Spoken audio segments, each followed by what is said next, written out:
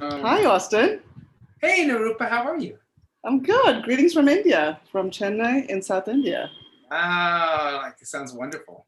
So, exploration of the month for the month of April. Very interesting topic that you picked, Austin. And I would be curious as we introduce this, if you could start out by just perhaps giving our viewers an idea of the topic itself and why you picked the topic. Sure. So the title of the essay is called "The Child is Black, the Child is White," and that's a title of a old Three Dog Night cover that they did back in the '60s about sending African American children to the public school system in America, and kind of the harmony that would create, or hopefully would create. The essay itself is about colorism, which is about seeing things through the simplistic lens of black, white, brown, red, yellow, and kind of defining people as if you're like, if you're dealing with a box of Crayola crayons with 8 colors.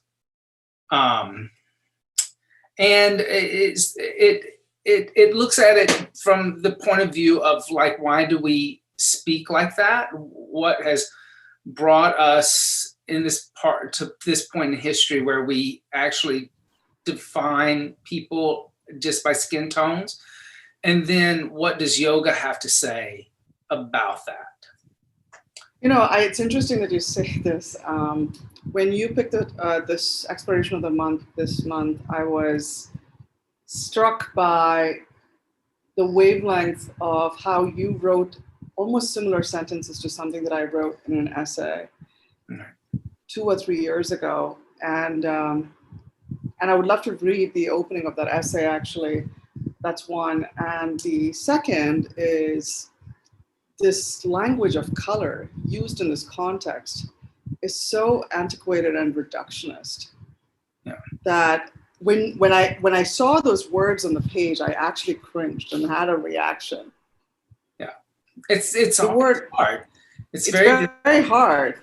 Yeah, it's very difficult, and even before we sort of continue in depth into this extraordinarily important topic, I do want to say to you that I'm not extraordinarily well read on this subject, and the only vantage point from which I speak today is actually my own lived experience. And what I would like to bring to this topic is more specifically my lived experience of being a person of Indian origin. I was born in India. I lived here till I was 18, and then I came to the United States. And at parts, I assumed an identity, but in parts, I was given an identity. So much of what I speak about today, honestly, is going to come from a very non-academic standpoint. I just wanted to throw it out there to you as well. So is it okay for me to just kind of quickly share just the opening of the essay, which sounds almost like as if you wrote it, or perhaps like a twin of mine wrote it, even the way you referenced, So it starts out, my essay was written in, I think, 2017. Right. And the title is "Black is the Color of Gravel." You called me Blackie when I did not know the difference between black and white. I had not read up on the primary colors yet, or any colors for that matter. I must have been 6. That smile wrapped by dentures and an endless grimace, your face held together like a paper mache mask. Tata, great-grandfather, my mother's grandfather, the beacon of benevolence. You radiated a happiness that I did not want to destroy. You wanted to pinch my cheek, I bit my tongue until it bled just a little. Your smile made me not want to destroy you. All I knew was that black and white were boring. On my messy palette with a ruckus created by those wonderful camel paint tubes that Appa, my dad, brought home, that I reluctantly washed with running water just before it was too late. It was never fun when the paints gummed up on each other. I never touched black or white or mixed to make them gray. white, black and white, when there are greens and blues and oranges and yellows, blues, greens, yellows and oranges tumbling into each other, becoming an unholy mix-up, unusable because they were not realistic colors for life. Now that I'm 39, let me tell you this, Tata. Are you sure? I was dark brown during summer, lighter brown during November, December, and January, and red when I was angry. But you insisted on calling me Karupai. Technically, it means one who is black. It was much too simplistic. So there we are. Yeah, that's deep. It's very deep, and that's a deep experience to have with your grandfather, your great grandfather, right? Like, wow. It's within the family, right? So I come from a family where my father's side is very dark skinned, and my mother's family is very fair skinned.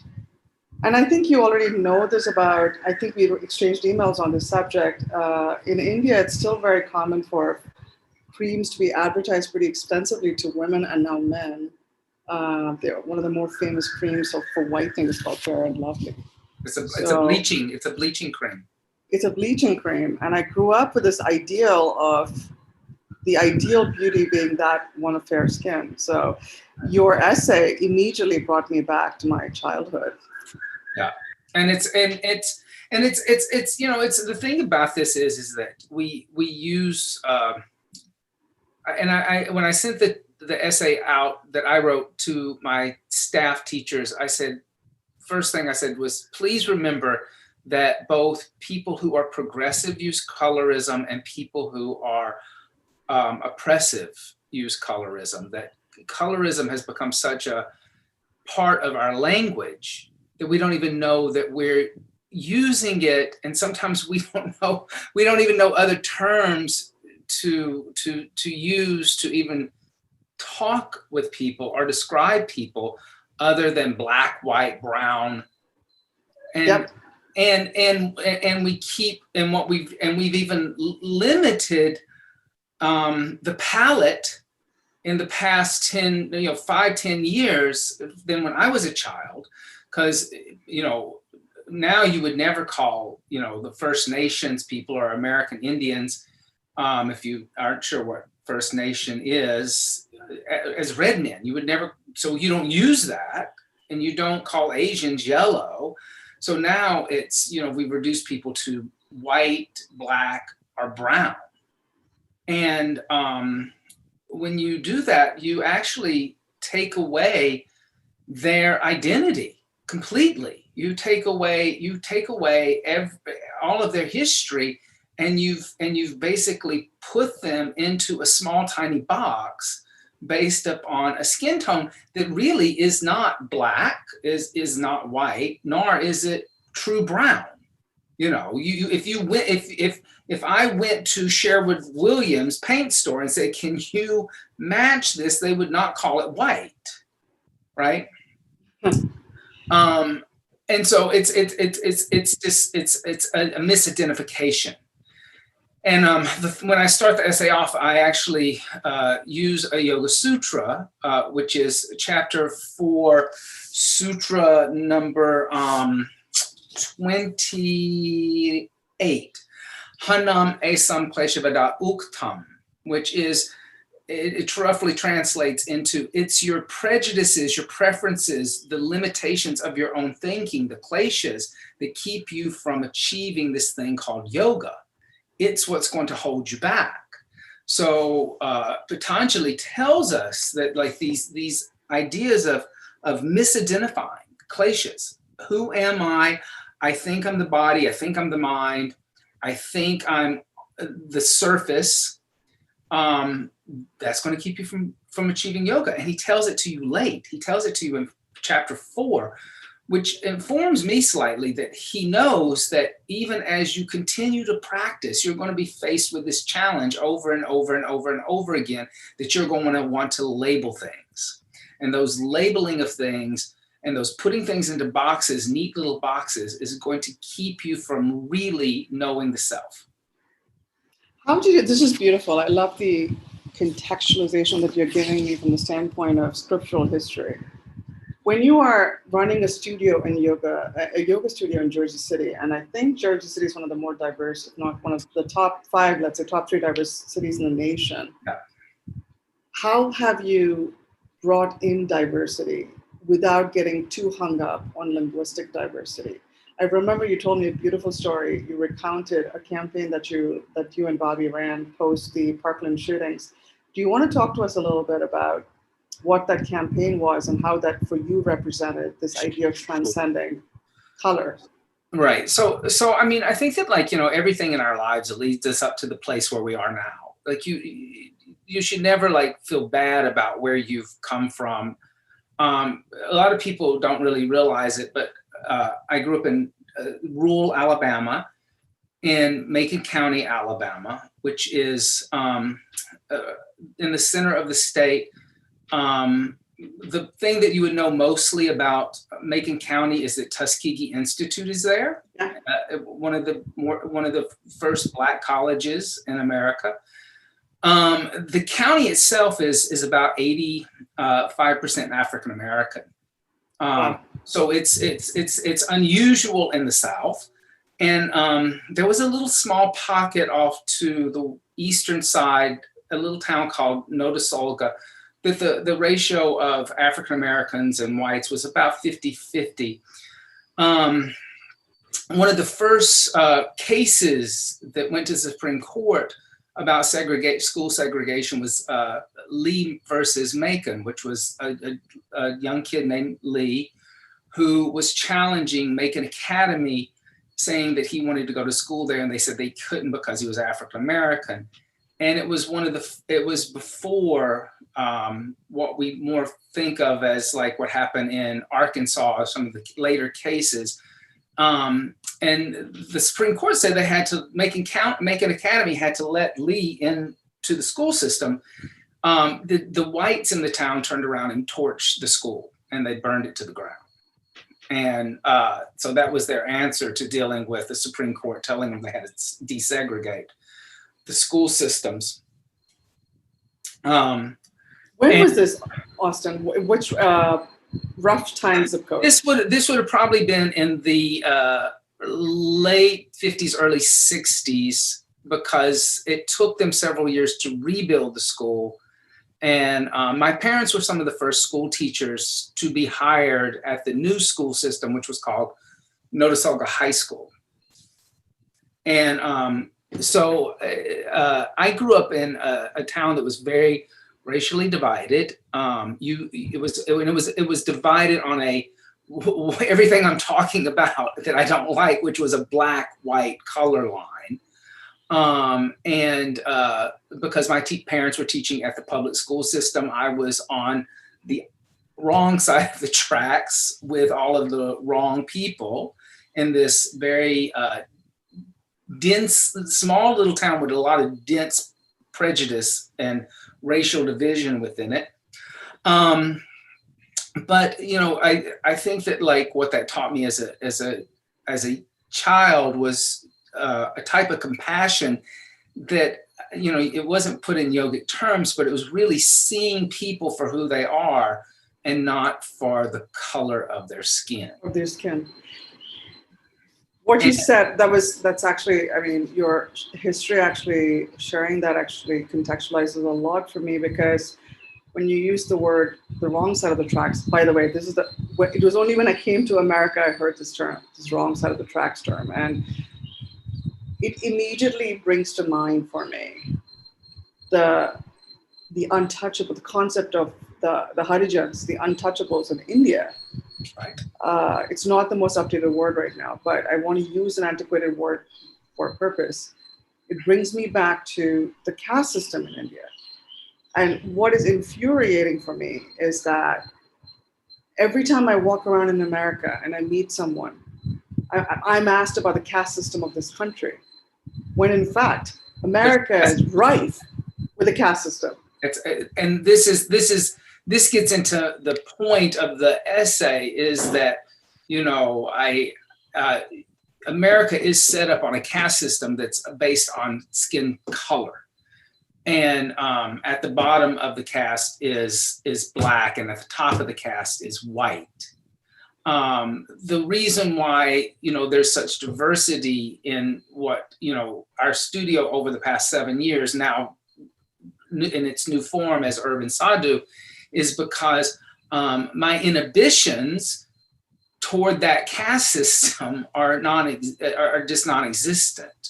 Like, I don't have that kind of judgment filter because of the way I was raised as a child in a hotbed situation that was violent. I mean, it was, I used to, as a little kid, I could be walking down the street downtown, which was only a couple of blocks in this tiny little southern town. And it was not unusual for a white adult across the street to pick up a rock and throw it at me.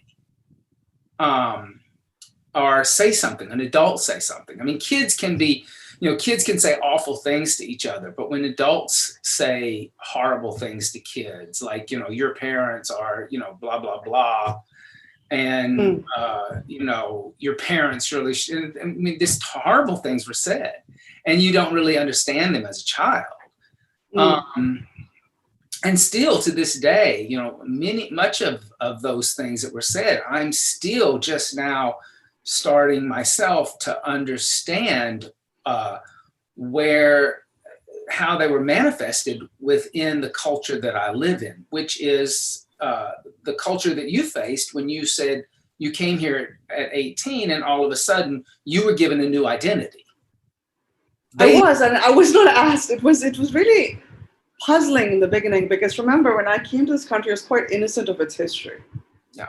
I went to a fine liberal arts school and I remember filling out the financial aid form. I think it was a FAFSA form. I could be wrong about this. And there were these boxes, Hispanic, there was white or Caucasian, and then there was Asian, and then there was other. And I mean, I filled Asian, that's fair. And then I graduated and I was thinking Asia, it's the largest continent in the world. Right. I mean, as an Indian, I'm technically South Asian. And if you're Japanese or East Asian, and our cultures are so vastly different. Some of it was Caucasian, and then there was Asian. That was confusing. And the term person of color was the first time I heard it, or a woman of color.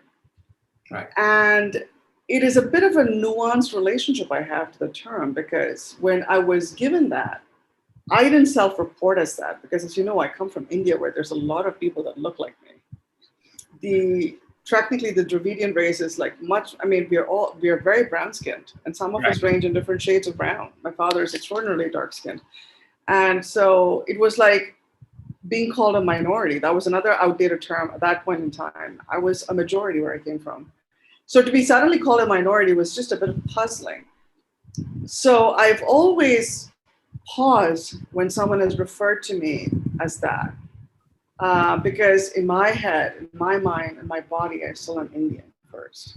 Right. Actually, even before I say I'm a woman, but that is the way I choose to identify. For someone else, the womanhood or the personhood or the manhood, whatever the different shades of gender might come to play. So that's one, reporting and self-reporting. The second thing is, I went back to the history of the person of color, and Dr. King, if I'm not wrong, in 1973, I think, said citizens of color, and as part of his speech was a rallying cry to unite. Now imagine that if I were in the audience and I was there in the audience listening to Dr. King, and I would have been in the audience, and I would have wanted to be part of that group, and be an ally of that movement, whatever we were doing, to be a citizen.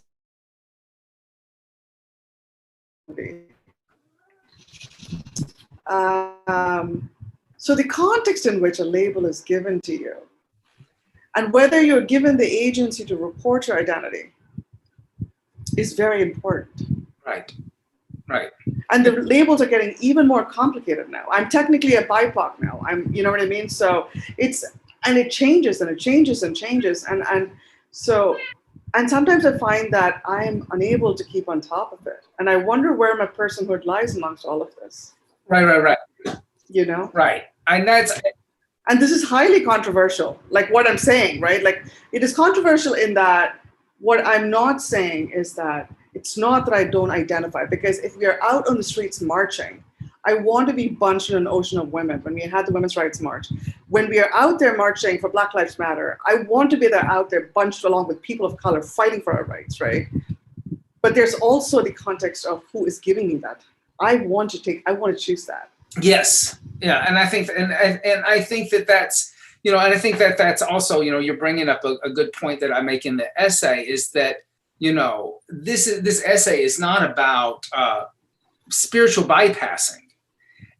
You know, because there's two ways to spiritual bypass. There's the first way is to kind of tell people, oh, well, you don't really feel that because the spiritual text says blah, blah, blah. The other way to spiritual bypass is to just not deal with it, you know, not to deal with the issue at all and not even talk about it. That's a form of spiritual bypassing too. And that's probably done more than the other, because to actually spiritual bypass the way that people refer to it, you have to actually know scripture and be able to quote it and convey it in language. Whereas what really happens is when people spiritual bypass, they just don't talk about stuff. And I think you're spot on. I think one thing I want to say is, so it is like, it sits in between a very complicated zone of, you cannot deny me my color because that's part of my heritage, but you also cannot deny me my other forms of identity.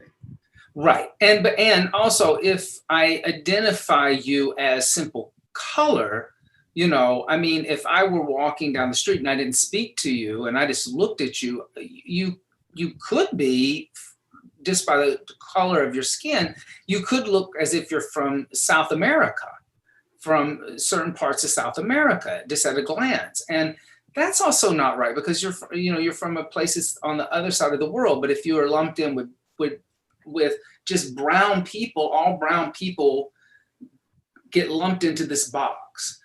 And, you know, we automatically, I'm saying that people might have some empathy or feeling toward that.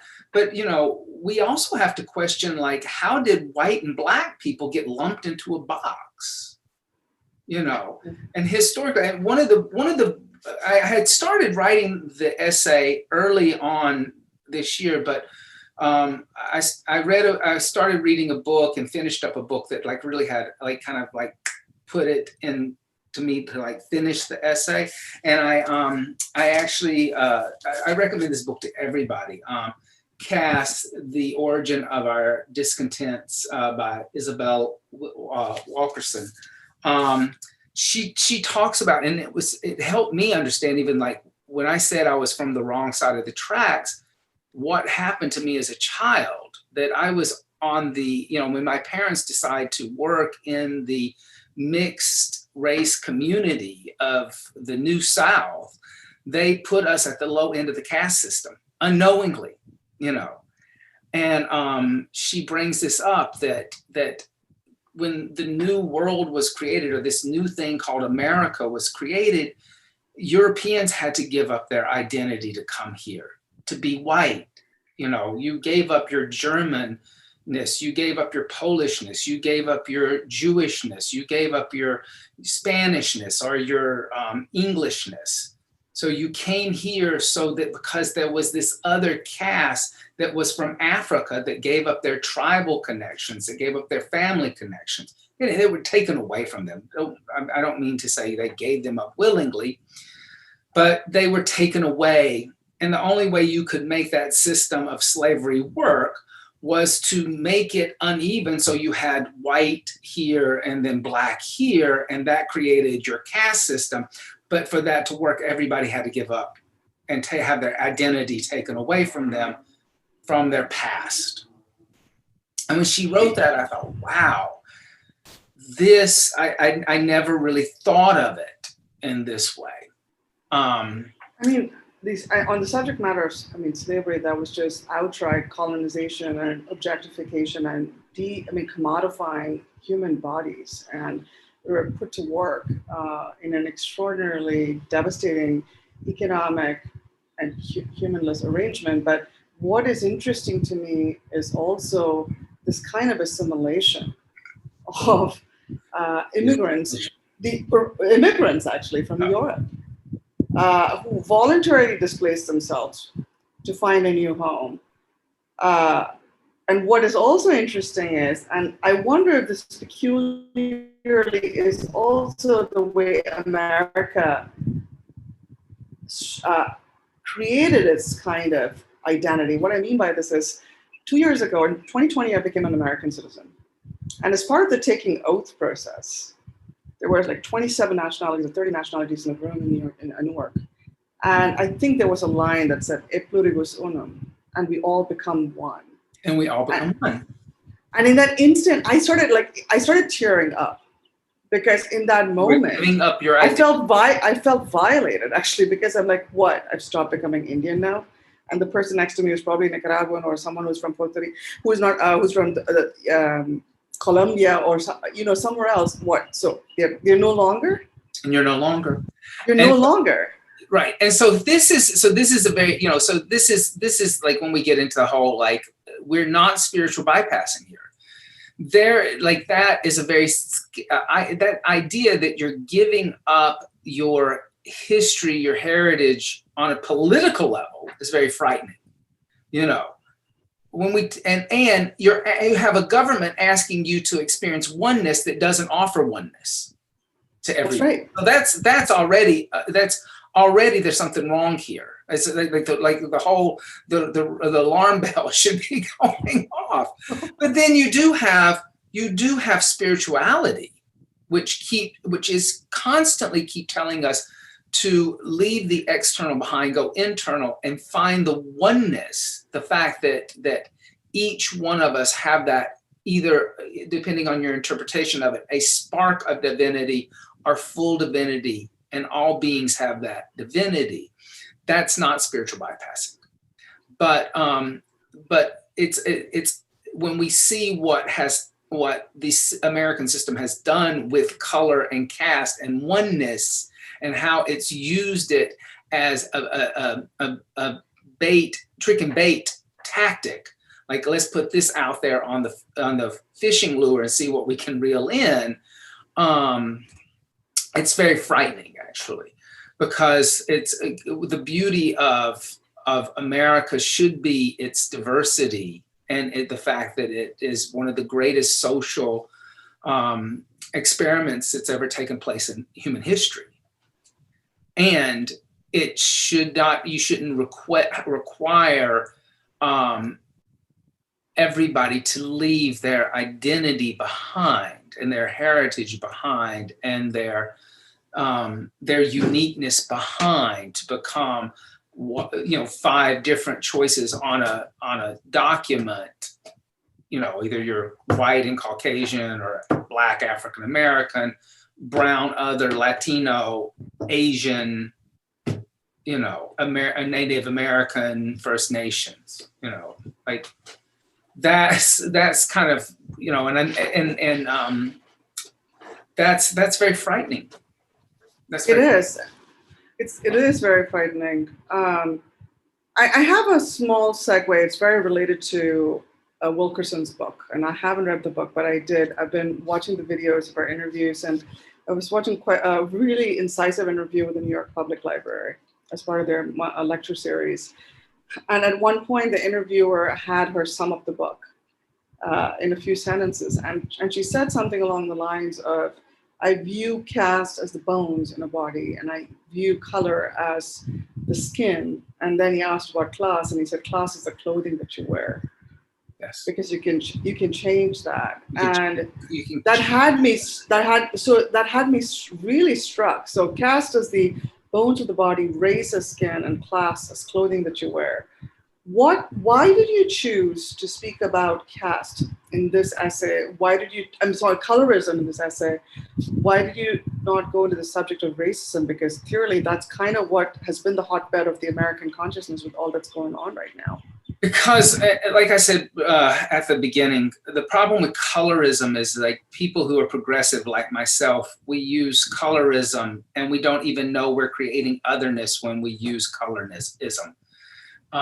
When we talk, when we see people who really care and want to change, use phrases like Black people, white folks, brown and Black people. We are, as progressive people, boxing people into these little tiny boxes and neatly putting them on the shelf. And we're really not asking them who they are, and we're not looking at them. In yoga, we would call that giving darshan, seeing them. We're just hearing. How do you truly see them? So I talk a little bit about that, Austin. Like in terms of darshan, like when you say truly see them, what do you mean by that? That you don't just see the surface of them, you see the soul.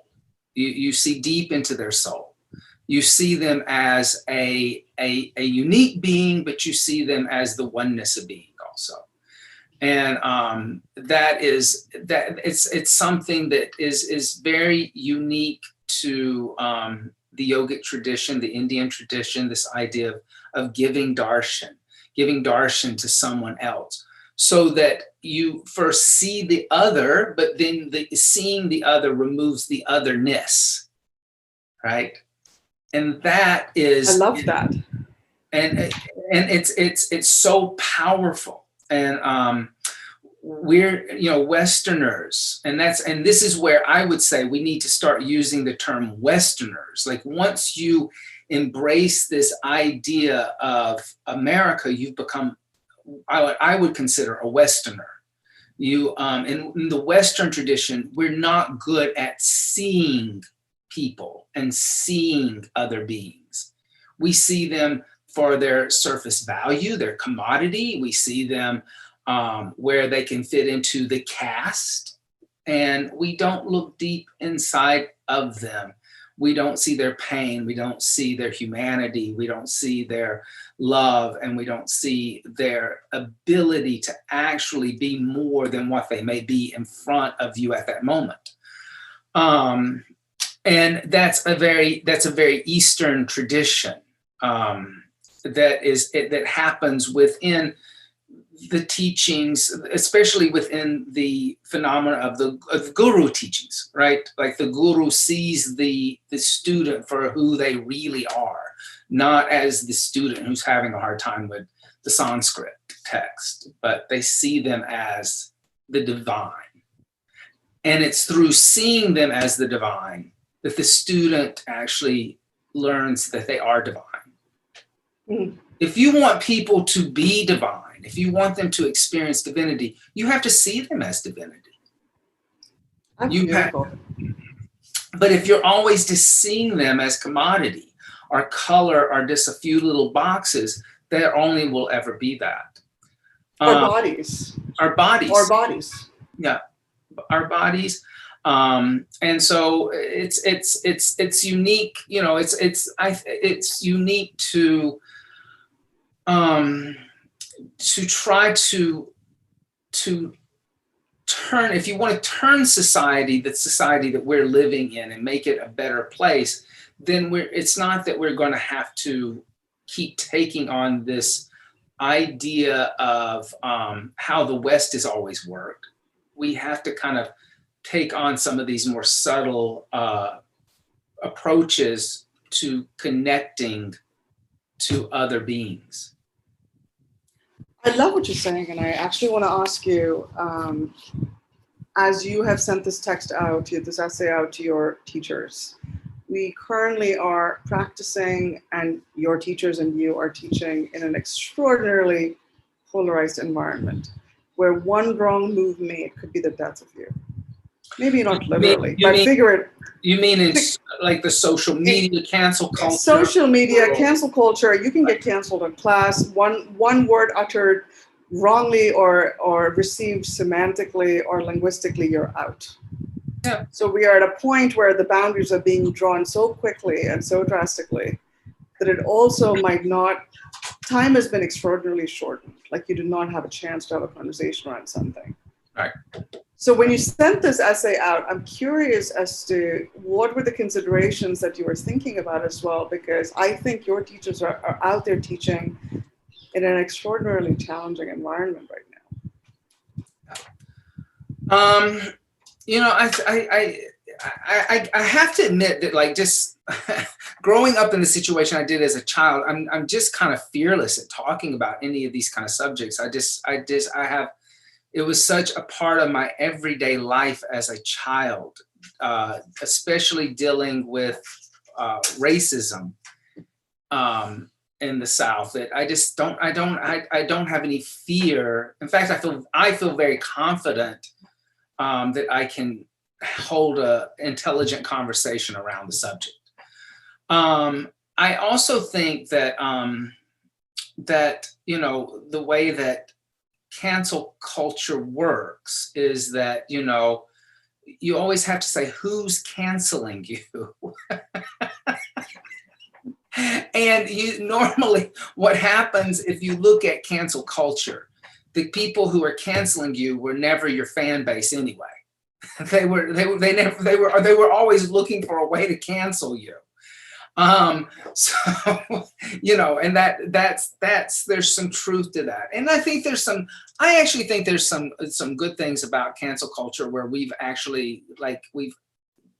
situations where, you know, people have been victims of sexual abuse and very serious infractions that were breaking the law, and that the public was able to step in and cancel the support of an individual that had a lot of power because they had celebrity status. And I also think that we've seen cancel culture of people who just had an opinion about life, and you know, I think that you have to just kind of, with cancel culture, you have to see if this cancel sticks in that situation. Like, you know, if it's just somebody who had an opinion, and somebody didn't like their opinion, and they were able to create a lot of noise around that opinion, you know, do they really cancel that individual? And most of the time I see that doesn't really happen.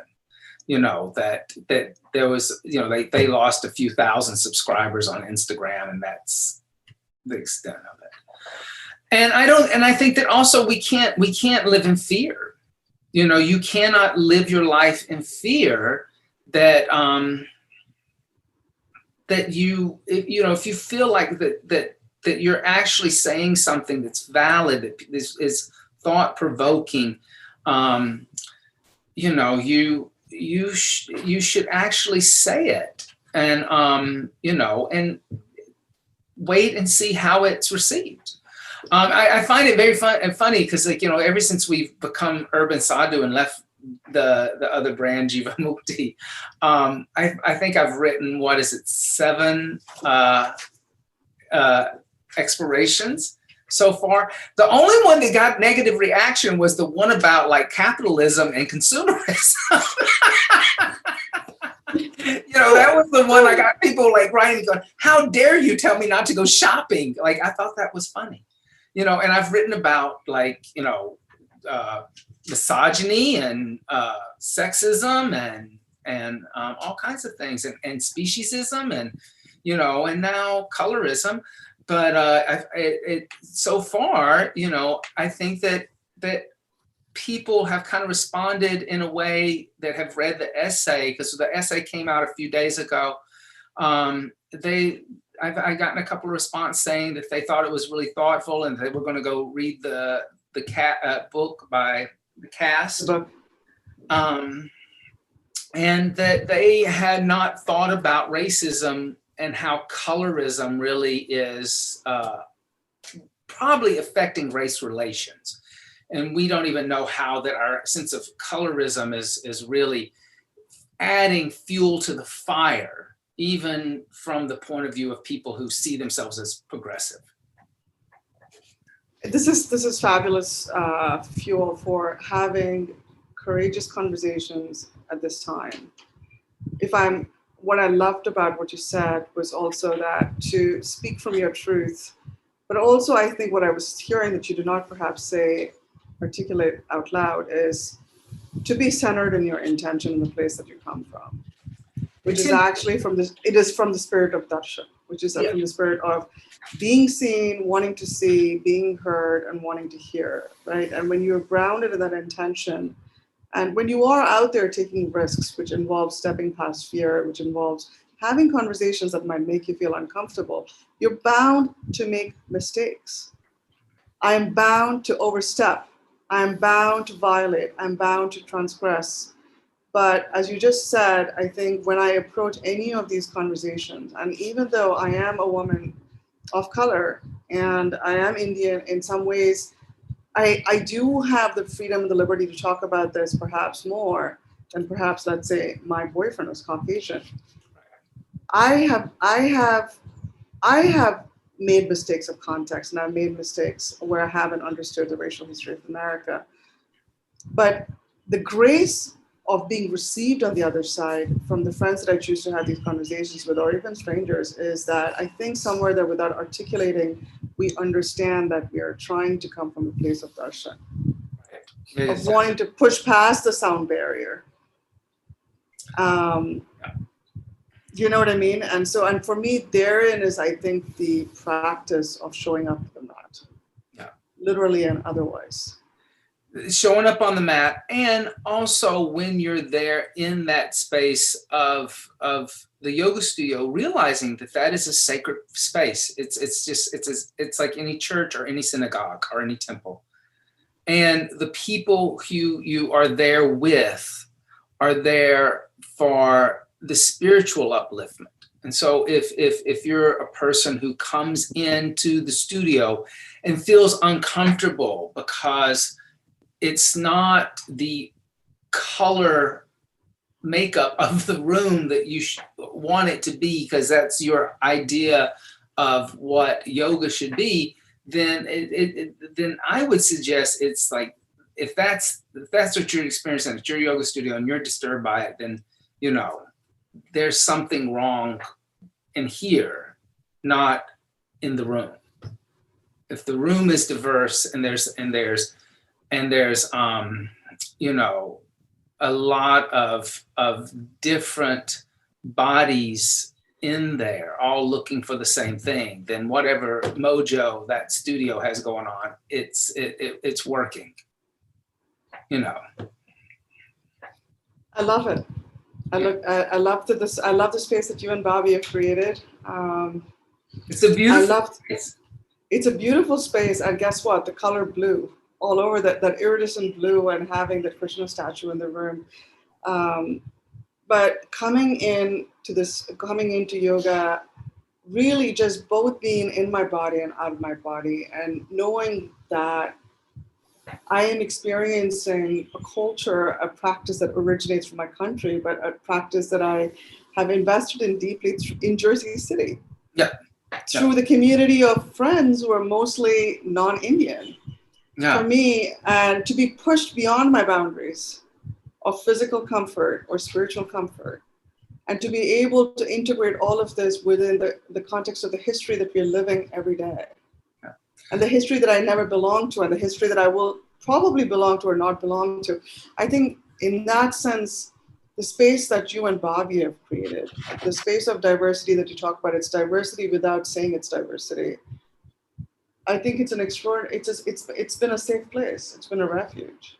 Today, I actually, I taught the exploration this morning, and I started out I had there's like 10, 12 people in the room. And I said, how many people have done like an ancestry DNA test? I was actually surprised. Out of the half the room had raised their hand. And I said, oh yeah. I said, what was the first thing, the results said at the top? And like one girl, she said European, and somebody else said North African, and somebody said Asia, and then somebody else said South American. And I said, wow. And the first thing wasn't that you're human. The first thing wasn't that you're like all human. Like they didn't, like that, to me, that's what the first thing should be on, any kind of ancestry DNA test, or like that you get back. It should say, you are human. And this makes you like all other humans. Okay. You're a sapien. And then we'll start to talk about where you came from. But even when you try to find out your heritage, it negates your humanity. Hey, Smox, don't tear up that curtain, baby. This was a fabulous conversation, Austin, as always. I think that there's always rich material, I think, when you choose to engage with history, the intersection of history and lived history, especially, and past history and future history, the history that's not come to us in the context of the scriptures and a spiritual practice, which is yoga. Yeah. So I thank you. I thank you for having the, I thank you for stepping past the fear and having a courageous conversation at a time where it takes a lot to be courageous. Yeah, I'm hopeful. I'm hopeful for us. I am. I'm hopeful. I'm not one of those kind of people that I think that like there's going to be some pains. There always is when you change and you grow, but I'm hopeful. I'm hopeful because I've seen things get better since I was a kid. And that is not a lie. From the days of having an adult throw a rock at me from across the street because my parents worked at the black school, you know, to now I've seen, I mean, it's not changes all over the place, but there has been changes. Om Shanti. I'm being upstaged here. Upstaged over there by Miss, yeah. But fantastic conversation in the spirit of love. Om Shanti. Om Shanti. Om Shanti. Until we speak next. All right. Have a beautiful time with your family. Thank you very much, Austin. And see you soon in Jersey City.